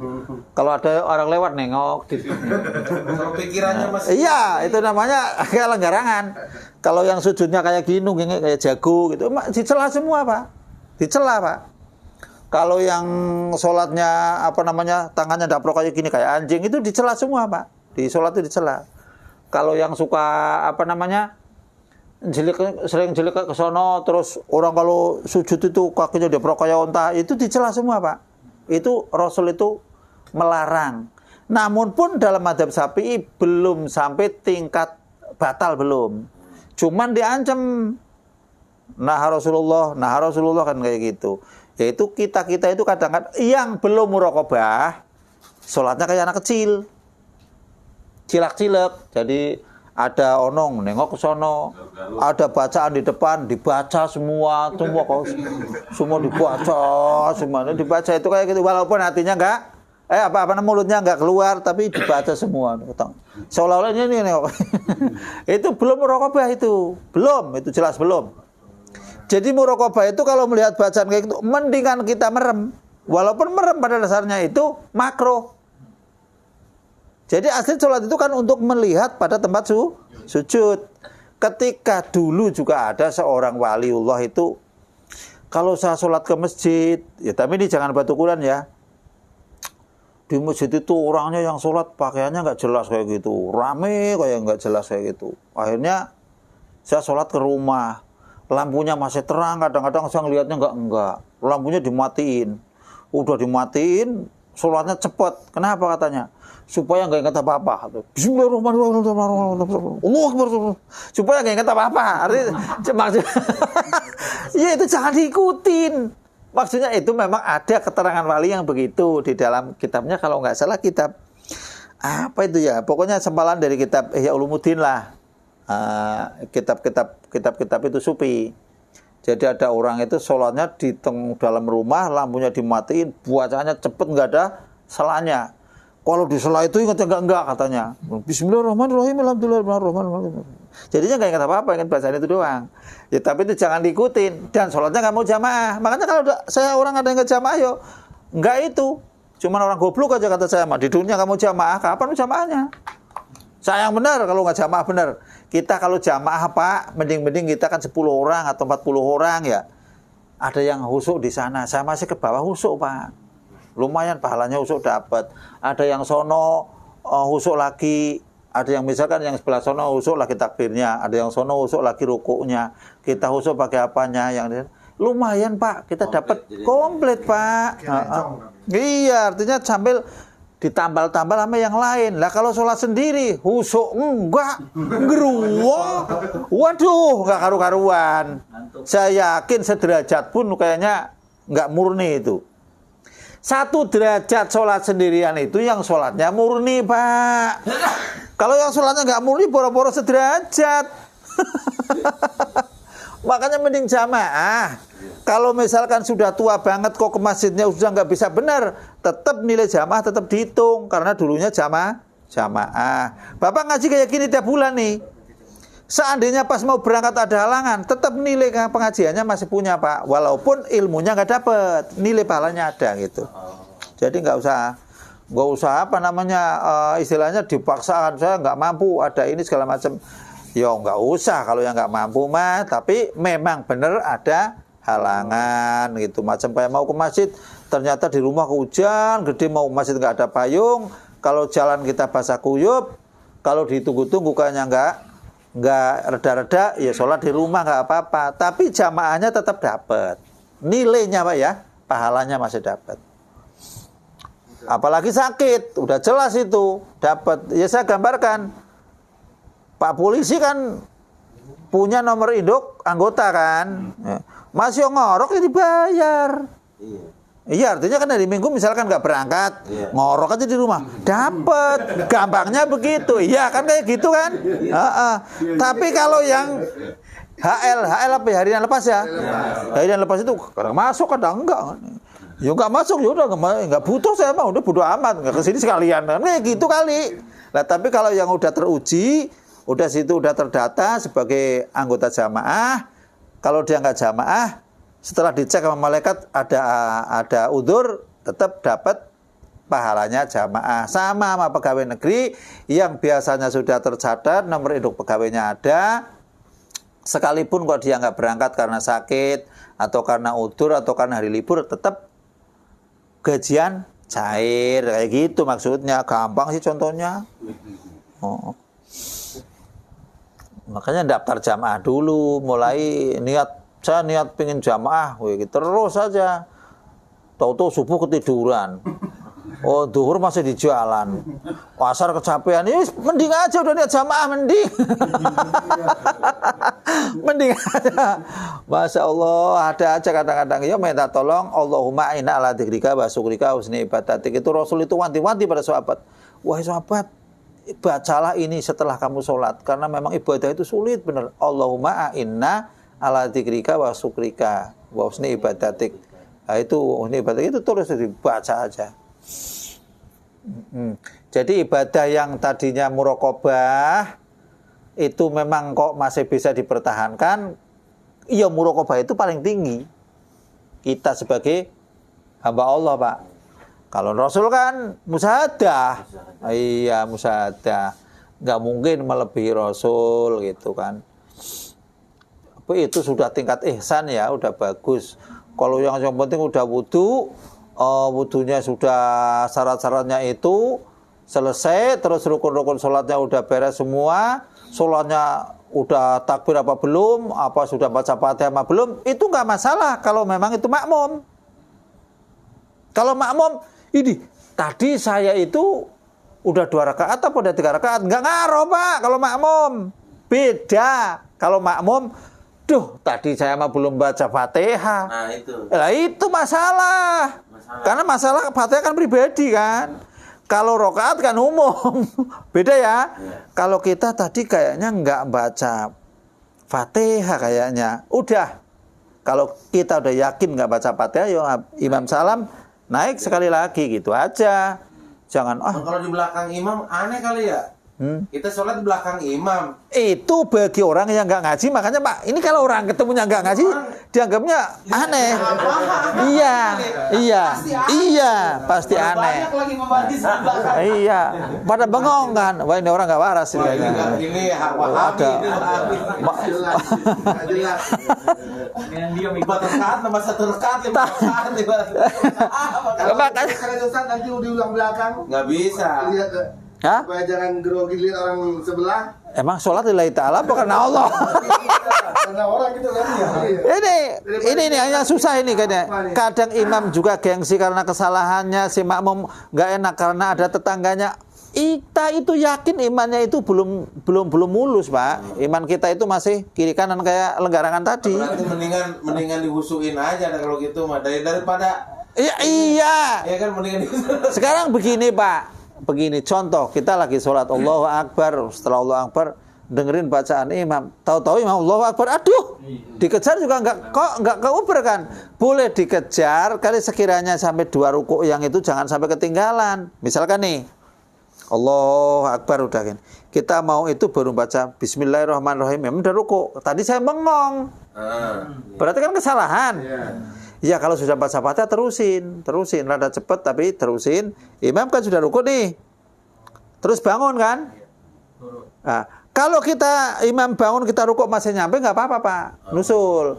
Tapi ketika imam sudah bangun, sudah rukuk terus sujud, kita ketiga kan ya, nggak boleh itu Pak. Boleh. Kita harus ikut sujud langsung. Gini, imam naik, imam mau naik kita begini gitu kan. Masih boleh, Kan? masih boleh. Terus masih ketinggalan. Tapi kalau sudah 3 yo hancur, kita langsung ikut sujud aja, tapi ntar tetap nambah 1. Jadi itu pakai pembicaraan sekampung kali itu. Pasti. Lah itu masalahnya tinggal lokasi situ orangnya ahli ngaji nggak? Kalau orangnya santri kayak saya, welcome aja saya mah. Oh itu orang habis asar kok sholat 2 rakaat. Habis asar kok sholat. Oh mungkin orang itu kodo tadi kopiahnya belum diituin gitu. Nggak usah seudon kayak gitu. Dulu kan pernah kan habis subuh ada yang sholat mulu kan? Iya. Nah, bukan dia aja sih, itu. Lu kan orang pas bubar salam gitu kan? Mana nanya-nanya kan ini orang hukum apa ini Pak? Paham apa kan kayak gitu. Kalau pikiran saya orang ini pasti apa kodo ini ya, kodo tadi nggak sholat 2 rakaat sebelum subuh, sayang bener ditinggal, kan masih boleh itu di kodo ta. Itu daripada gitu mendingan di rumah tuh, bagusan di rumah. Itu kan masalahnya kan begini Pak, ketika kita ke rumah malah nggak sholat. begini tadi dulu. Ada begini, sholat sunnah itu kan bagus di rumah, tertutup, menghilangkan fitnah segala macam yang begitu-begitu ya. Habis asar sholat, habis subuh sholat kan menghilangkan fitnah. Padahal sholatnya sholat bener ya. Nah, ketika kita ke rumah malah nggak sholat kadang-kadang Pak. Itu. Tapi kalau kita tahu sholat di masjid orang itu nggak paham dengan hukum-hukum kayak gitu jadi fitnah, ya jangan sholat. Bikin fitnah orang, bikin dosa. Udah pasti orang sana saya sendiri. Nah itu udah pasti kan. Bukan saya doang, banyak. Lah iya. Habis subuh. Bukan dia, saya mah yang dilihat yang salah satunya itu. Itu kan yang ngomong bukan saya doang. Iya. Dia sholat apa? Saya kira mah apa emang dia Badia subuh. iya. Iya makanya jadi sholat lagi. Ya kan ya tapi kan banyak yang ngomong juga. Maksudnya kan jadi sebetulnya kalau ada yang sholat kayak gitu, saya pernah ada orang sholat kayak gitu. Kalau saya sih tahu persis ya, kalau misalkan kayak gitu kan nggak masalah. Tanya, kamu tadi sholat apa supaya nggak jadi fitnah di sini gitu. Oh saya sholat ini buat dia subuh. Orang lain jarang yang mau buat dia subuh. Misal. Oh kamu pingin nambah sholatnya buat dia subuh. Yo kamu kalau mau buat dia subuh, kamu punya ajaran dari siapa? Yo kan kalau duhur habis duhur sholat, sebelum duhur sholat. Gitu. Ya namanya orang nggak ngaji kan kadang, yo nggak apa-apa, tapi besok lagi kamu malah nggak sholat malah dikasih pahala. Itu nggak sholat malah dikasih pahala daripada kamu sholat malah ada pahala. Karena memang khusus untuk subuh itu setan itu masih pada siap siaga. Kalau kamu habis sholat subuh itu sholat seolah-olah kamu mau sujud ke setan. Habis asar, ya kan entah gimana ya ini saya pernah di masjid Hayatame lagi. Udah wirid semua udah salaman. Kita sholat Badia asar. Cuman baru 1 rakaat. Baru ingat astagfirullahaladzim. Udah nggak diterusin itu. Udah dibatalin aja. Coret aja udah coret. Cuman emang perasaan kita jadi kayak malu ya. Ya malu sendiri maksudnya. Dia kan iya benar. Wahabi gak kayak gitu-gitu amat. Iya emang benar. Ada kayak gitu. Belum lama malah saya Malu berjamaah. aduh itu. Ya itu. Ada juga ya. Makanya kalau ada hal-hal yang nggak sesuai dengan yang nggak sesuai dengan ajaran kita kan ya, istilahnya nggak sesuai dengan yang umum gitu.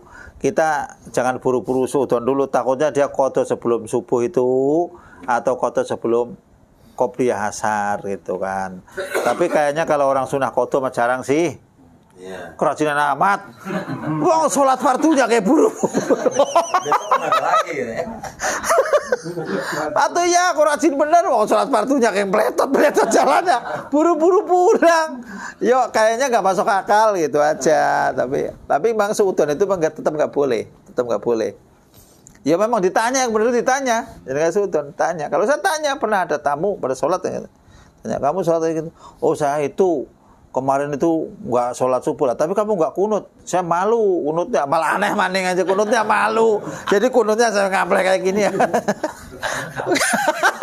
Lah bapak lagi, lah kamu sholat qadha aja malu sama orang. Ya angel lah. Jadi kunutnya malu katanya, karena saya kalau sholat kan malu. Wah, iya supaya nggak, ya nambah parah lagi aja kata saya. Udahlah, angel. Angel orang kayak gitu mah. Lah ini kayaknya jamnya sudah mendekati jam 11.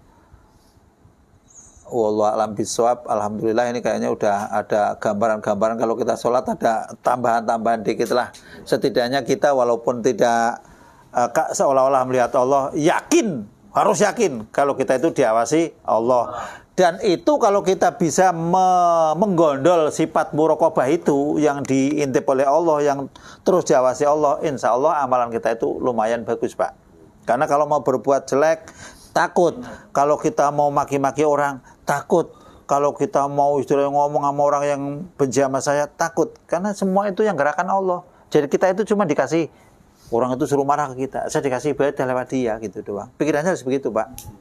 Jadi, tapi saya juga nggak kuat segitunya, Pak. Tapi ini barang-barang nasihat buat saya dan buat Bapak-Bapak ya. Jadi jangan, wah yang ngomongnya belum tentu, ya jelas yang ngomong belum. Tapi insya Allah gitu kita mah kalau ada kayak gitu jadi nggak seluruhnya dibikin marah. Ya ada marah tapi rada-rada gitu kan, ditahan-tahan. Wallahu a'lam bishawab. Monggo sekarang makan dulu, Pak.